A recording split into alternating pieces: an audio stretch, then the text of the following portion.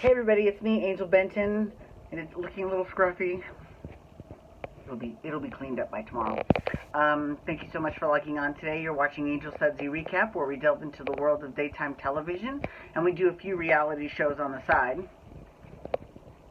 And one of the reality shows that we do is The Amazing Race. I just love that show. I'll come back to that in a second. So today, I was coming home from work, and there was like all this like smoke, and I couldn't see any fire. I'm like, because you know what it totally reminded me of? It reminded me of Sweet Brown, who was the viral video superstar, who said, "I smell like someone was barbecuing." And then I found out, oh Lord, sweet Jesus, it's a fire. Ain't nobody got time for that. So she said something like that, but she was hilarious, and and she was on Watch What Happens Live twice, and he had her on twice, and not just that, but she also did this commercial. You've got to look up this commercial. It is hilarious. It's really, they really, she's fantastic. I love Sweet Brown. So, anyways, and then we had a class today, and you know what? You know how yesterday I was like, my forearm strength is really bad?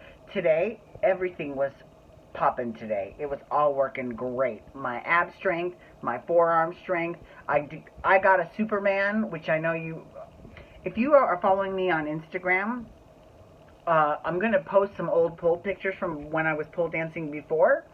And I'll show you the Superman and the carousel, because I did that yesterday, but that's just a spin. It's not that big of a deal. But the Superman is like really hard. So I can't believe I got that today. Like, and not just that, but I'm trying to remember in my head how I used to do things in pole dancing class before, because way back when, they only had specific classes that guys could go to, because most of the girls, they could go to any class, but the guys could only go to certain ones. Now the guys can go to any class they want to, but so it's kind of different, because like whereas before there was, you know, like now there's like all these levels, like there's pole 1, pole 2, pole 3, and if you're a girl there still was, but if you were a guy it was just spinning pole, static pole, yoga, and stretch. That was it. That was it in terms of classes.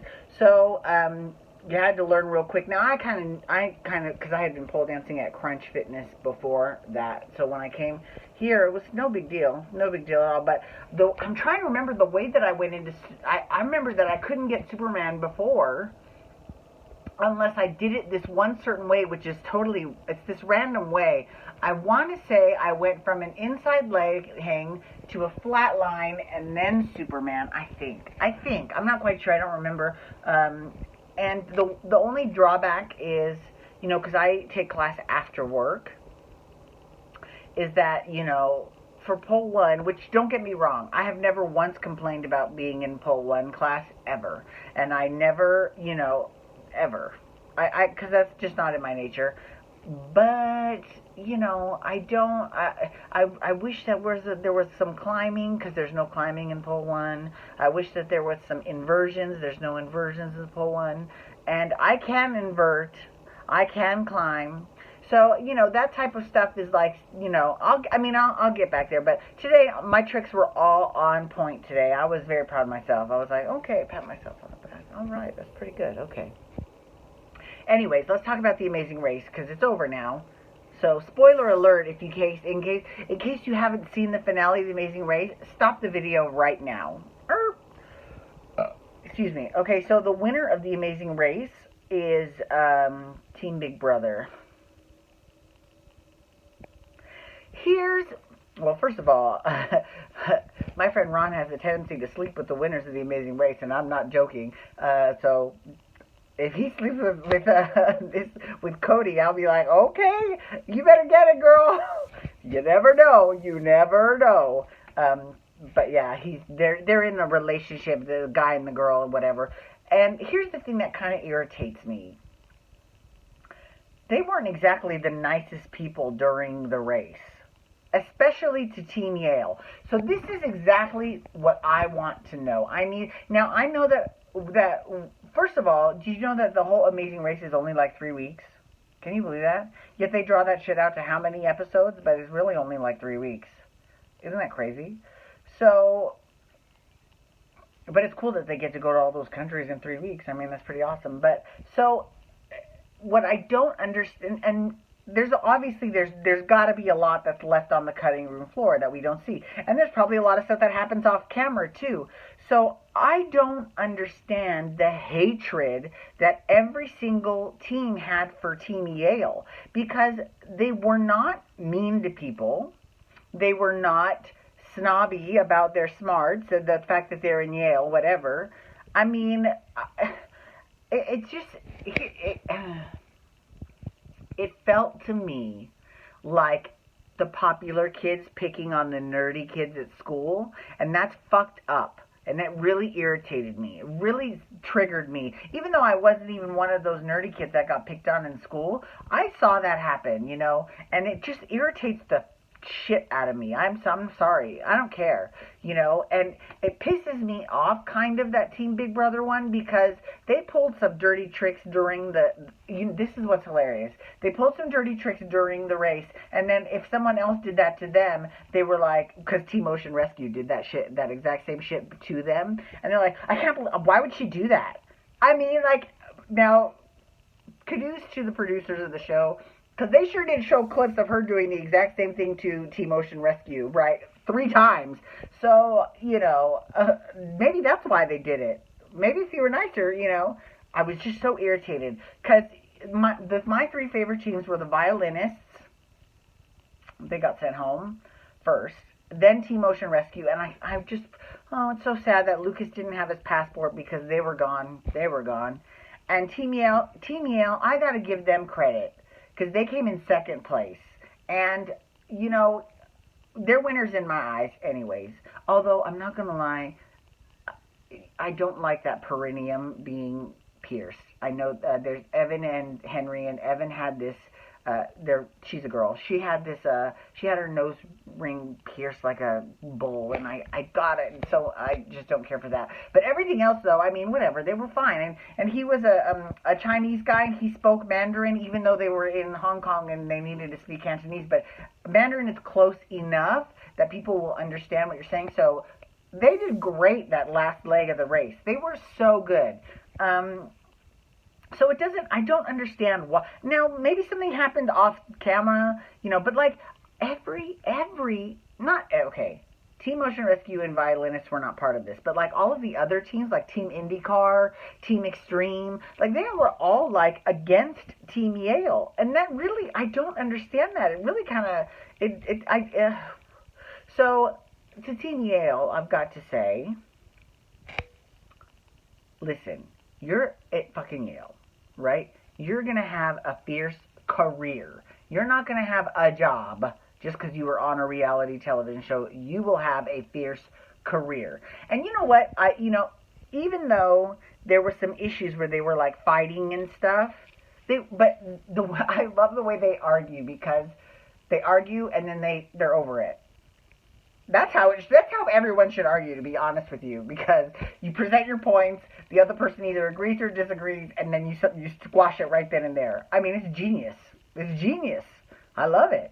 Although I will say, so on the one of the very last challenges, they were on the USS Hornet. I think that was in San Francisco, and because that's where they finished the race. That was an interesting choice. San Francisco was an interesting choice to finish the race, but it's cool. It's part of America. It's great.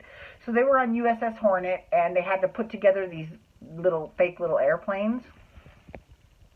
And Evan was cheering Henry on, but she was constantly screaming, "You got this, Henry! You can do it!" Now, here's the thing. I know she's coming from a good place. So it's not like I'm like, God, shut the fuck up, right?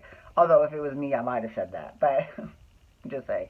But Henry finally, because Henry always took that shit from her all the time. And like I said, because he probably knows she's not coming from a bad place. She wants him to succeed, so she's, trying to give him encouragement.